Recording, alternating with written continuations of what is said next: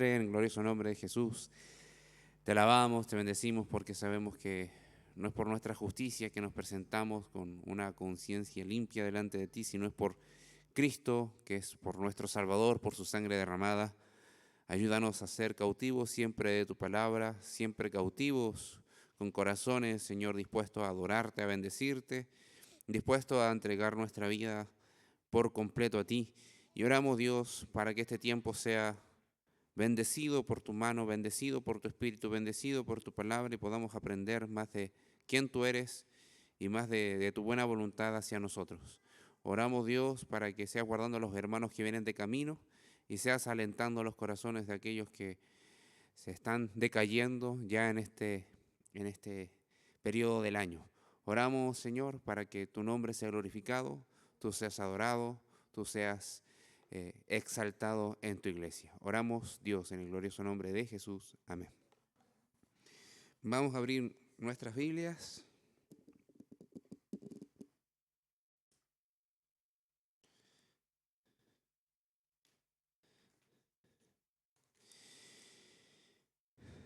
Y vamos a estar leyendo el Salmo 128. Vamos a estar leyendo el Salmo 128. Dice así la palabra de Dios. Bienaventurado todo aquel que teme a Jehová, que anda en sus caminos. Cuando comieres el trabajo de tus manos, bienaventurado serás y te irá bien. Tu mujer será como vid que lleva fruto a los lados de tu casa, tus hijos como plantas de olivo alrededor de tu mesa. He aquí que así será bendecido el hombre que teme a Jehová.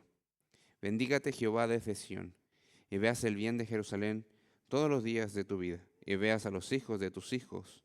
Paz sea sobre Israel. Que el Señor bendiga nuestras vidas por medio de su palabra. Podemos pasar a nuestras clases.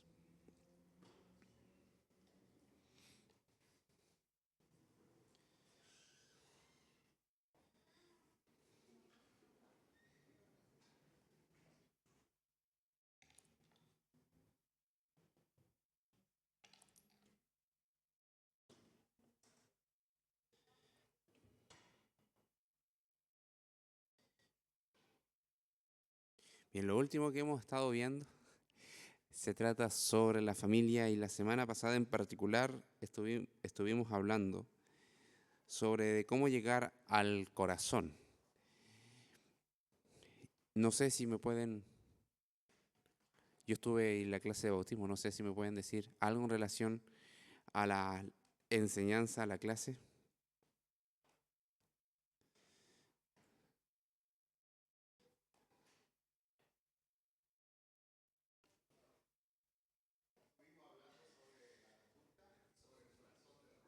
Ujú. Un poquito más, ¿eh?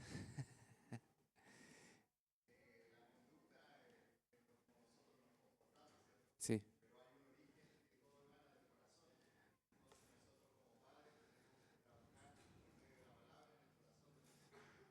O sea, para llegar al corazón de la conducta, literalmente hay que llegar al corazón de las personas. Y se enfocó particularmente en los pequeños, en la crianza de la familia. Hoy día vamos a ver algo que se relaciona con la conducta, que se vincula literalmente con la conducta, pero vamos a entender cómo es el proceso para cómo guiar el corazón a que la conducta sea reformulada. Y eso la escritura lo llama disciplina. Lo llama disciplina formativa, o ese es el concepto que se ha extraído de ahí. Así que resumiendo un poco la clase anterior, tengo una diapositiva que buscó sacar el corazón de lo enseñado y el corazón importa, decir que el corazón es fundamental, el corazón importa cuando nosotros nos enfrentamos en todas las cosas de la vida. Y de hecho Proverbios 24-23 exhibe una gran verdad. Recordemos que proverbios son principios más que mandatos, pero principios llenos de sabiduría, que si les prestamos atención y los aplicamos podemos ver los resultados que ahí se muestran. Y dice así el versículo 23 del capítulo 4 de Proverbios, dice, sobre toda cosa guardada, guarda tu corazón, porque de él mana la vida. Dicho de otra manera, es en el corazón donde se centra la vida, es donde podemos decir que está la vida de las personas. Entonces, ¿qué es lo que vemos? La conducta que una persona exhibe es un desbordamiento de y una ventana al corazón. Es un desbordamiento del corazón y una ventana que nos hace ver el corazón. Hoy vamos a ver cómo tratamos con el corazón. La clase pasada era cómo llegamos, ahora vamos a ver cómo tratamos con el corazón dentro del contexto de la disciplina en el hogar. Podemos aplicarlo ya sea para los niños, para los hijos, pero también particularmente de manera personal y toda la familia en realidad. O sea, cuando vemos que la disciplina está fallando en el hijo, también tenemos a veces que mirarnos nosotros mismos. Quizás apunté inconscientemente a mi hija, pero también tenemos que vernos a nosotros mismos. ¿Qué es la disciplina? ¿Qué es la disciplina? Lo hemos dicho un montón de veces o retiradas ocasiones para no ser tan coloquial, pero ¿qué es la disciplina? Todavía no. ¿Qué es la disciplina? Corrección, ¿ok? Poner límites, restauración, uno busca que la persona se encauce, entrenamiento, muy bien, sí. Ya. ¿Qué es la disciplina?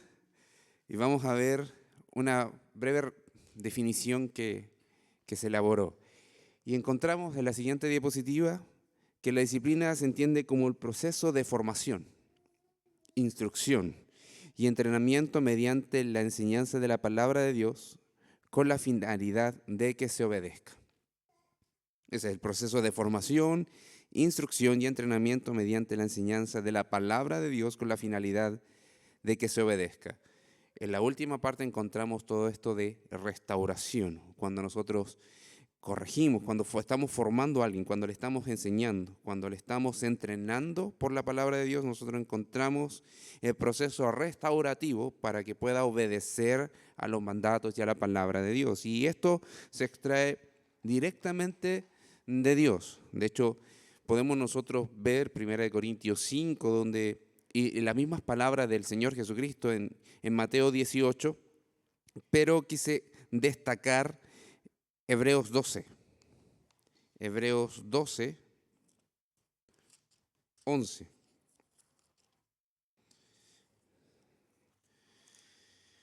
Donde vemos lo siguiente, dice, es verdad que ninguna disciplina al presente parece ser causa de gozo, sino de tristeza, pero después da fruto apacible de justicia a los que en ella han sido ejercitados.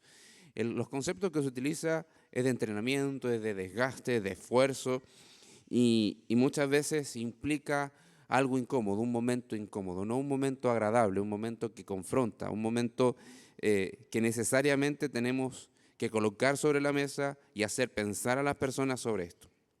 Ahora, la disciplina, cuando es aplicada con este sentido, estamos aplicando un aspecto del corazón paternal de Dios. O sea, cuando nosotros llevamos la disciplina a nuestros hijos, en esta formación, en esta instrucción, en este entrenamiento, estamos aplicando el mismo corazón de Dios para la voluntad de los padres en la familia. Así que eso es importante. Esto es la introducción a. Ahora, es necesario que entendamos que mientras más honestos seamos al lidiar con nuestro pecado, estaremos mejor preparados para ayudar a nuestras familias y a enfrentar el pecado. Esto lo escribió un hermano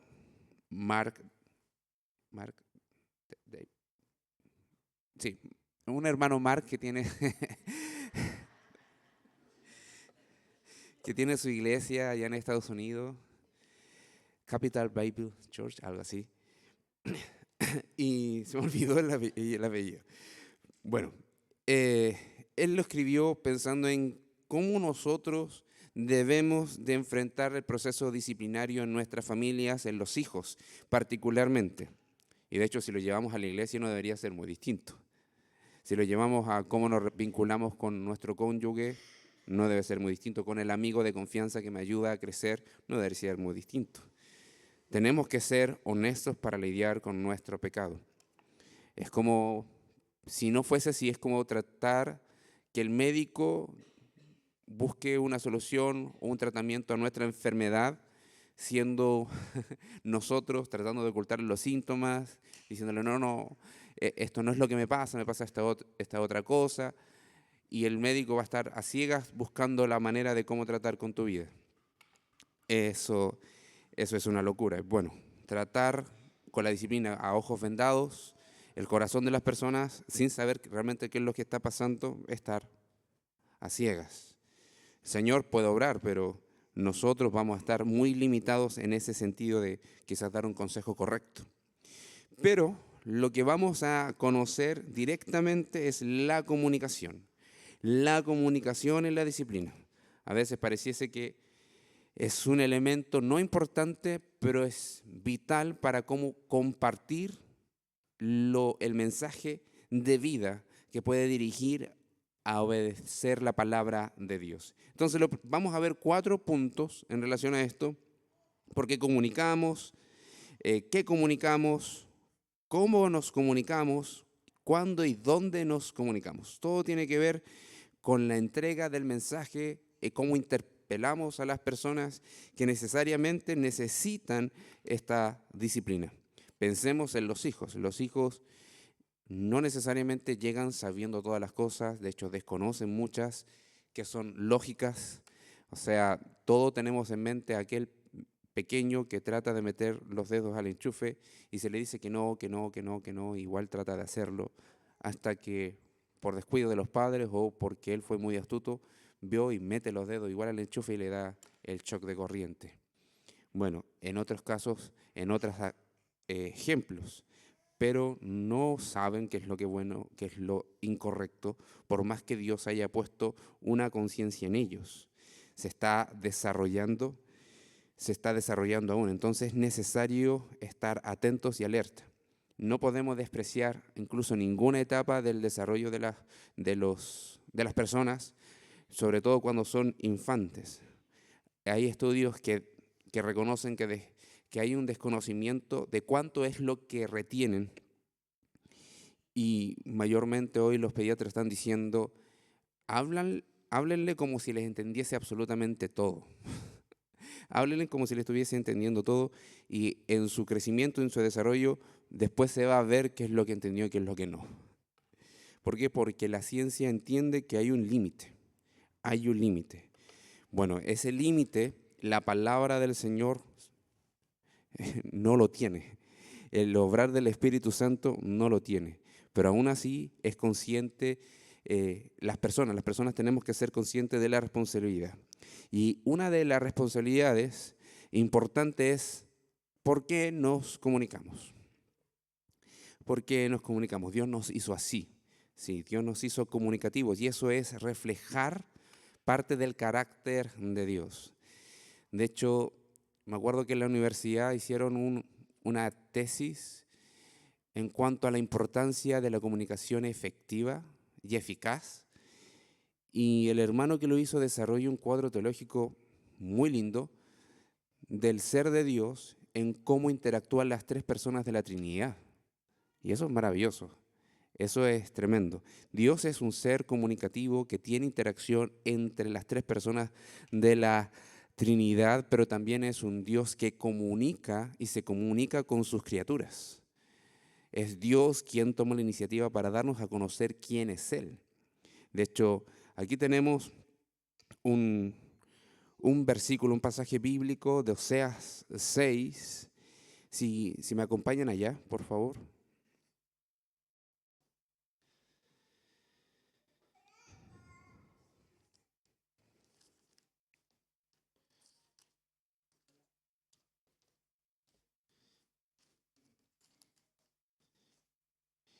Y quizás no es un libro muy alentador, no es un libro quizás muy muy, muy de fácil lectura en cuanto al impacto del contenido, pero es importante. Leamos del versículo 1 al 6. Dice: venid y volvamos a Jehová, porque Él arrebató y nos curará, hirió y nos vendará. Nos dará vida después de 2 días. En el tercer día nos resucitará y viviremos delante de Él. Y conoceremos y proseguiremos en conocer a Jehová. Como el alba está dispuesta a su salida y vendrá a nosotros como la lluvia tardía y temprana a la tierra. ¿Qué haré a ti, Efraín? ¿Qué haré a ti, oh Judá? La piedad vuestra es como la nube de la mañana y como el rocío de la madrugada que se desvanece. Por esta causa los corté por medio de los profetas. Con las palabras de mi boca los maté, y tus juicios serán como luz que sale. Porque misericordia quiero y no sacrificio, y conocimiento de Dios más que holocaustos. Dios tiene en su corazón la intención de que entendamos, sepamos cuál es su voluntad, y las Escrituras es Dios hablándonos, es la voz de Dios, es Dios interpelando nuestros corazones, nuestras mentes. Dios quiere ser conocido y Dios manda a darlo a conocer. Eso no es un misterio para nosotros, pero es importante entenderlo dentro del contexto de lo que estamos hablando, dentro de la disciplina. De hecho, Dios constantemente está interpelando a que volvamos hacia Él por medio de la palabra de Dios y por medio de todos los maestros que Él levanta para exponer su misma palabra. Entonces es un reflejo. Cuando comunicamos el mensaje estamos reflejando a Dios, parte del diseño de Dios que es conforme a su imagen y semejanza en nosotros. Y otra cosa importante es que Dios manda. Dios manda que nos comuniquemos. Dios manda a que nos hablemos los unos a los otros.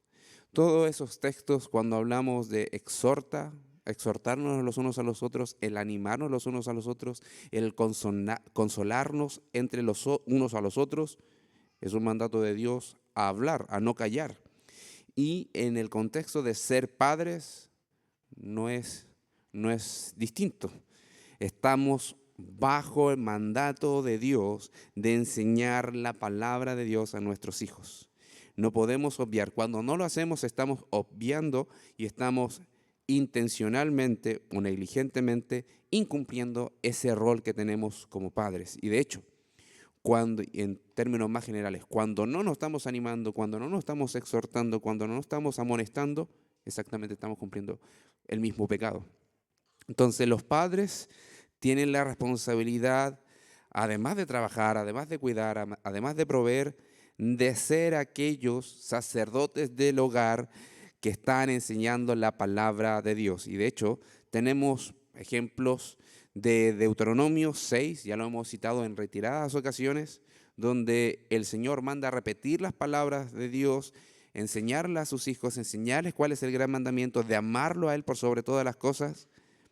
Pero también vemos las consecuencias de lo que ocurre cuando no se cumple esto. O sea, vamos a ver en Jueces 2, versículo 10 al 12, un muy mal ejemplo.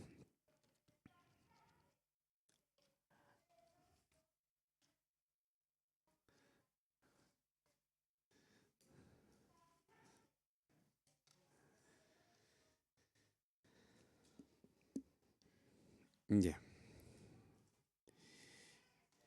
Dice el versículo 10 al 12, ¿verdad? Que hoy día tenemos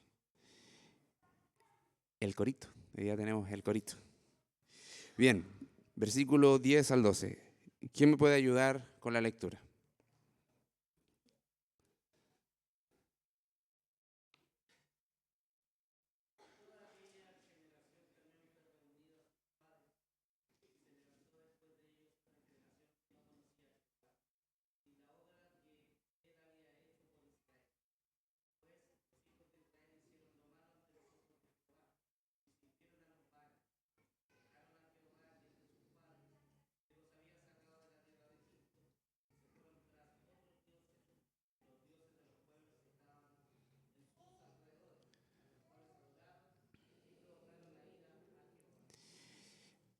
Ya, no sé si se dan cuenta de la gravedad. O sea, después de que murieron los padres, la generación no conocía al Señor. La generación que se levantó, la generación que siguió, después de incluso de la muerte de Josué, en Israel, el pueblo del pacto, el pueblo que recibió la ley, el pueblo de Dios que fue sacado con poder de la esclavitud de Egipto, no conocía al Señor. Eso es irrisorio. Puede incluso dar una especie de risa, pero es tragicómico. O sea, la exposición de la gloria de Dios, ellos lo vieron y se olvidaron de cumplir el enseñarnos la palabra de Dios, enseñarles a sus hijos la palabra de Dios. Entonces, es importante entender que la generación que viene después de nosotros, dentro de la iglesia, dentro de nuestra familia, no se puede levantar como esta generación después de la muerte de Josué y después de sus padres. Si al día de mañana nosotros morimos, ellos deben de saber quién es su Dios, quién es Jesús, quién es Cristo. Y en eso tenemos que invertir nuestro tiempo, queridos hermanos. En eso tenemos que invertir nuestra vida. Si hay un propósito por el cual estamos acá, es para ser testigos de Cristo, ser testigos de Dios, ser testigos de su gloria, hablar de su evangelio. Encarnar y vivir prácticamente el evangelio, sí, pero también confesar cuál es el camino que nos lleva a la vida eterna, y es Jesús, es nuestro Señor. Ahora, ¿qué comunicamos? Y ahí estamos, quizá me adelanté, pero ¿qué comunicamos? Bueno, los hijos y todas las personas necesitan instrucción de todo tipo. Pero, ¿qué es lo fundamental para la vida? Todo el mensaje de la palabra de Dios y su voluntad ahí expresada, a fin de dar a conocer a Jesús, su evangelio, y a Dios en sus tres personas. O sea, podemos tener dudas de un montón de cosas, buscar tutoriales para sacar una actividad que nos cuesta, un ejercicio, una labor en la casa que nos cuesta. Pero hay algo que no podemos colocarlo como algo ocasional, sino el enseñarnos todo el mensaje de la palabra de Dios no es ocasional, es un eje central del día a día de cada uno de los creyentes en sus familias, con sus hijos, entre los cónyuges. Y confiamos así que aquel pequeño o pequeña que nació sin conocer al Señor, separado de Dios, confiamos en que sean cambiados gradualmente. Por medio de la exposición de la palabra de Dios, confiamos y creemos que el Señor los puede cambiar, que el Señor los puede salvar. Cuando no lo hacemos así, no estamos considerando el poder que hay en las Escrituras y el poder de la obra del Espíritu Santo. Cuando ignoramos o pensamos que tenemos que hacer otras cosas adicionales para que ellos conozcan la buena voluntad de Dios y conozcan al Señor, estamos no considerando el poder que hay en las Escrituras. Podemos hablar de métodos, de dinámicas, pero la dinámica y el método no es el que tiene el poder. El que tiene el poder son las Escrituras y el Espíritu Santo. Es Dios quien tiene el poder. Un consejo tan simple puede ser mucho más poderoso si está dotado por la gracia de Dios, más que 1000 palabras. Y es Dios el que obra eso, por el poder que hay en su palabra y el todo suficiente poder que tiene el Espíritu Santo. Y vamos a ver algunos versículos, vamos a ver algunos pasajes. Vemos en segunda de Timoteo, segunda de Timoteo, bueno, el pasaje que siempre es necesario citar cuando hablamos de la palabra de Dios, pero no solamente el 16 y el 17, sino que vamos a tomar el 15, 2 Timoteo 3, 15 y 16.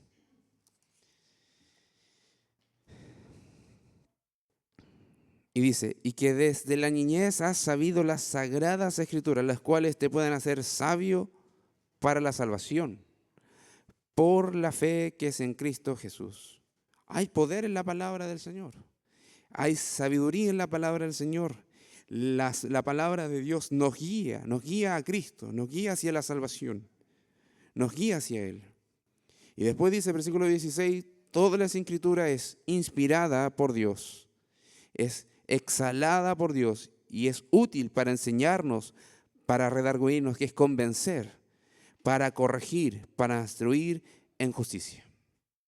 Es útil la palabra de Dios para enseñarnos, convencernos, corregirnos y entrenarnos en la obediencia a Dios. Hebreos 4:12. Hebreos 4:12. No sé si alguien quisiese darle lectura a ese pasaje.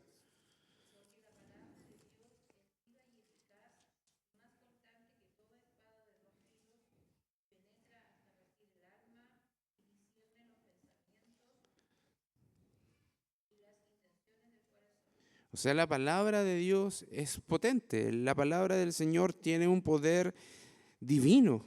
Es Dios hablándonos y es Dios por medio de su palabra quebrantando lo que somos nosotros y llegando a lo más profundo de lo que somos. Isaías 55:11. No sé si alguien quisiese darle lectura a ese versículo. Isaías 55:11.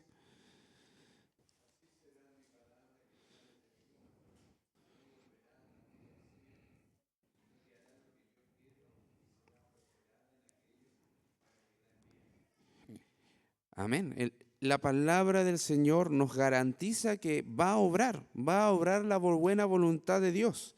Por lo mismo, tenemos que comunicarla vez tras vez a nuestras familias, vez tras vez a nuestros hijos, vez tras vez entre los mismos cónyuges, entre los hermanos, en la iglesia. Tenemos que confiar en la poderosa palabra de Dios. Nada se iguala a la palabra de Dios. Nada tiene la autoridad que la palabra de Dios tiene. Nada tiene la eficacia de la palabra de Dios. Nada puede convencer al pecador que es pecador a no ser por la palabra de Dios, que es la espada del Espíritu. La palabra de Dios es la voz de Dios, es la voz del Espíritu. Por eso es tan poderosa. Y por último, Salmo 119, 105. No podíamos no citar algún versículo del Salmo 119. Si alguien quisiese darle lectura.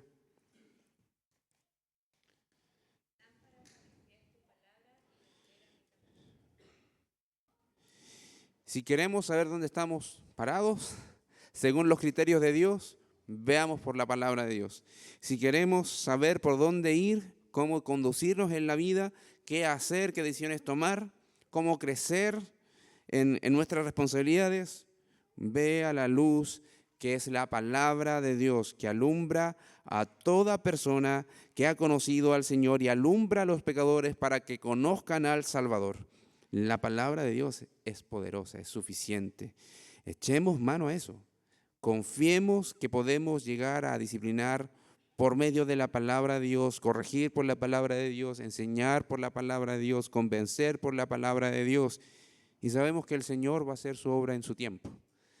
Así como el sembrador salió a sembrar, tira la semilla y espera que con el tiempo crezca y dé fruto la semilla, bueno, nosotros debemos de ir a sembrar la palabra de Dios dentro del contexto de nuestras familias y esperar confiadamente, descansando, que es la palabra de Dios que produce ese buen fruto. Ahora, ¿cómo nos comunicamos siempre? Por lo general, encontramos al menos tres áreas que son las más naturales, las que nos salen más naturalmente. El legislador, el rol del legislador, el rol del policía y el rol del guardián.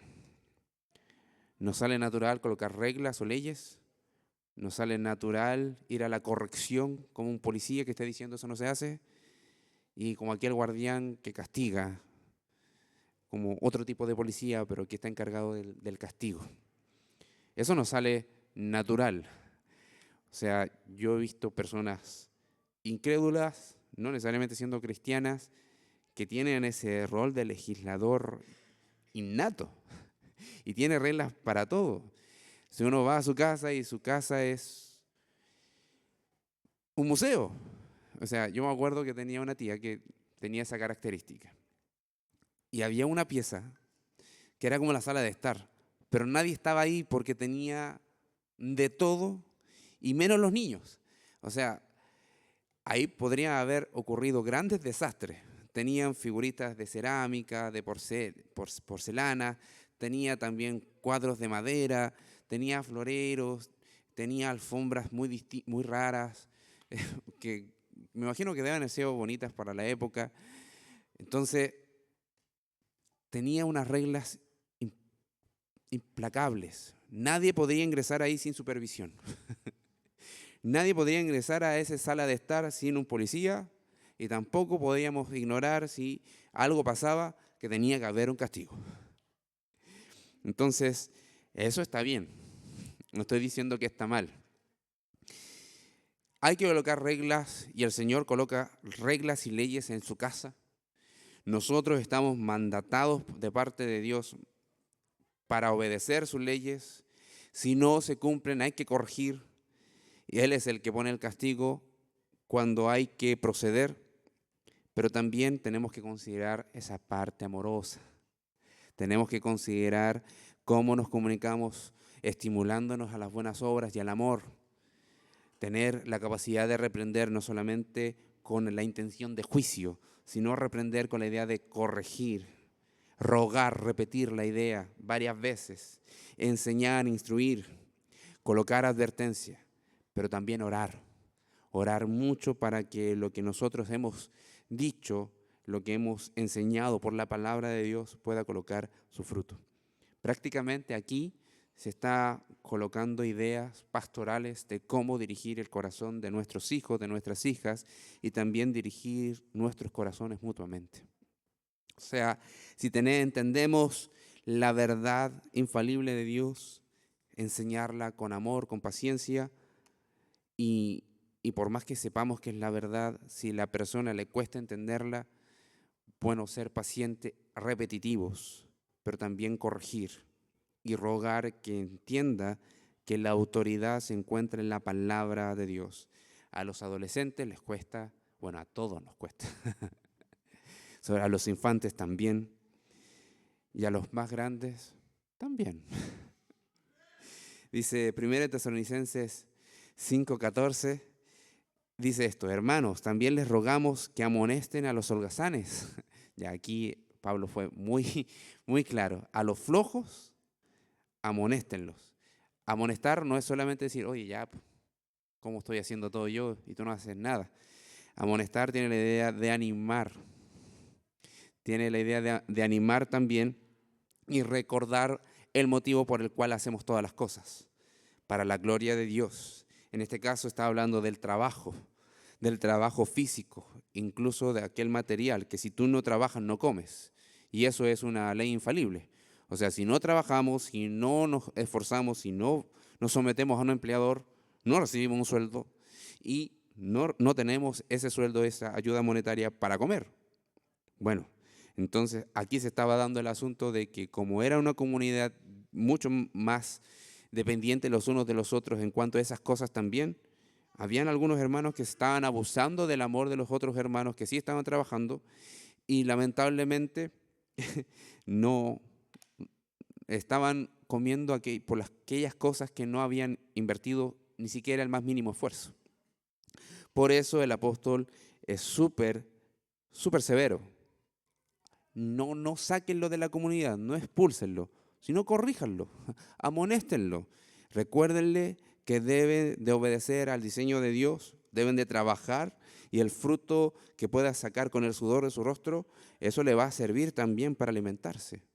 Pero a los flojos, amonéstenlos, no los desechen, traten con su vida, traten con su corazón. Estimúlenlo a los desanimados. Está prácticamente también juntando algunas características pueden ser a veces sinónimas, refiriéndose a las mismas personas, pero hay algunos que no estaban haciendo nada, no porque sean solamente flojos, sino porque su corazón había decaído. Entonces eso también es una arista. Tenemos que distinguir cuál es la razón o el motivo por el cual la persona no se está moviendo. ¿Por qué mi hijo no está haciendo tales cosas? ¿Le está pasando algo en su corazón? Entonces por eso tenemos que acercarnos con esta capacidad de ir a pastorear en amor su corazón. Ayuden a los débiles y sean pacientes con todos. Ya. Y para sacar toda duda, sean pacientes con los holgazanes, con los desanimados, con los débiles. Sean pacientes. Quizás a veces cuando leemos estos versículos y que hay que corregir y dirigirnos a aquellas personas que tienen estas cualidades, es más fácil. Es decir, vamos, los amonestamos a los flojos, a los desanimados, ya, pues anímate. A los débiles, ya, yo te ayudo. Pero al final dice, sean pacientes con todos. Y esa es la idea. Cuando vemos que estamos en diferentes procesos, que nuestros hijos, si tenemos más de uno, no son iguales que todos, unos que los otros. Obviamente hay distinciones y tienen características que son favorables para el desarrollo de la casa y hay otros que más que ser favorable, a veces generan una carga más. Indistintamente, ¿cuál sea la característica de la persona con la que tú estás tratando? Sé paciente con tu hijo. Y eso también aplica para la iglesia. Esto se lo estaba escribiendo a la iglesia. Sean pacientes con todos los hermanos para que puedan avanzar, y esa es la idea, avanzar en la vida espiritual. No se pone en tela de juicio la ley, no se tiene que olvidar la corrección, y tenemos que dejar en claro que cuando algo se incumple, también hay una consecuencia. Pero ¿cuál es el proceso que debemos de invertir tiempo? Es en esto. Venir y rogar a las personas que puedan escuchar, aprender y colocar atención al mensaje de Dios. Y por último, ¿cuándo y dónde nos comunicamos?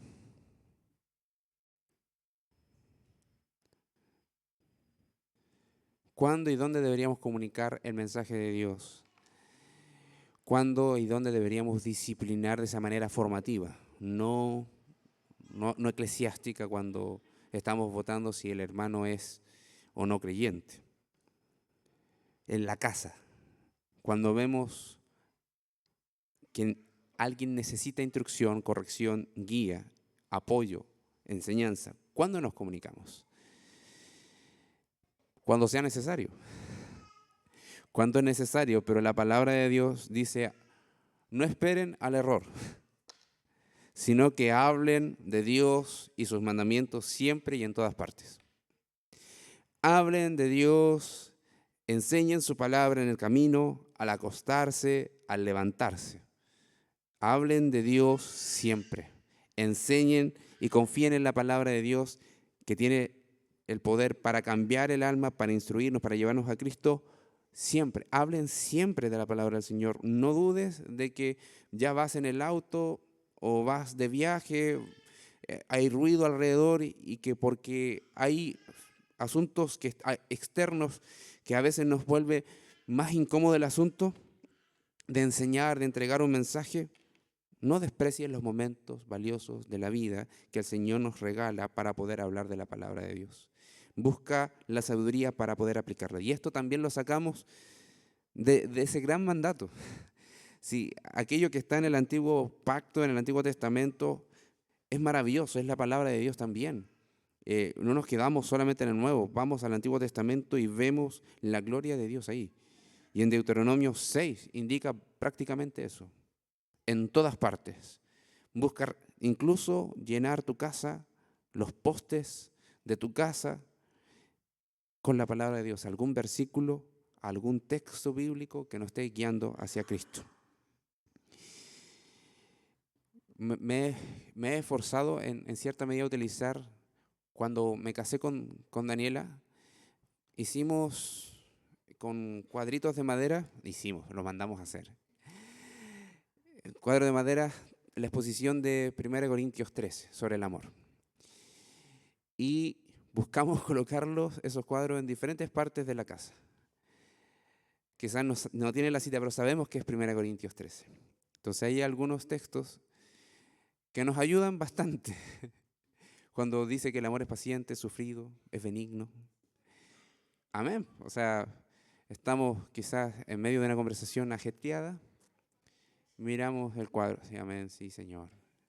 Entonces, todos los recursos son necesarios. Y de hecho, unos amigos, hermanos que están aquí también, nos regalaron un cuadro, podemos decir, con un lienzo que dice, sobre todas las cosas, vestidos del vínculo perfecto que es el amor. Y eso está ahí.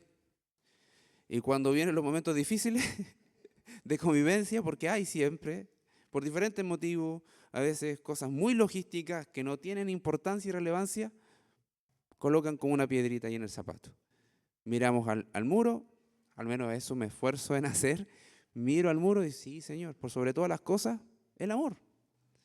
Y eso son recursos necesarios. La palabra de Dios está en tu corazón, sí, pero a veces verlo también te ayuda a recordar lo que ya está en tu corazón. Así que, ¿cuándo nos comunicamos y dónde? En todo tiempo, cuando sea necesario. Así que el Señor nos ayude. Necesitamos de Él, y aquellos que quizás están solitos en casa, busquen esa conexión con algún hermano, con algún familiar, para que el comunicarse, no solamente de asuntos cotidianos, también puedan ser animados por la palabra de Dios. Así que vamos a orar y voy a pedir a las clases que puedan venir acá. Y el texto va a ser Deuteronomio 6.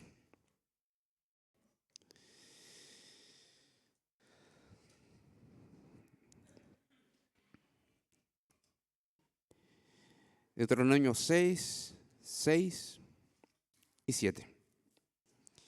Y estas palabras que yo te mando hoy estarán sobre tu corazón, y las repetirás a tus hijos, y las hablarás de ellas estando en casa, y andando por el camino, y al acostarte, y cuando te levantes. Deuteronomio 6, 6 y 7. Así que oramos. Padre, te bendecimos porque tú eres bueno. Gracias, Señor, por tu gracia, aunque suene redundante, pero es motivo de estar eternamente agradecido por ese favor inmerecido que recibimos, que nos sostiene día tras día. En nombre de Cristo Jesús oramos para que tu buena palabra sea obrando en nosotros y podamos vivir en obediencia a ti, disfrutando de que estamos unidos a ti. En nombre de Cristo Jesús oramos. Amén.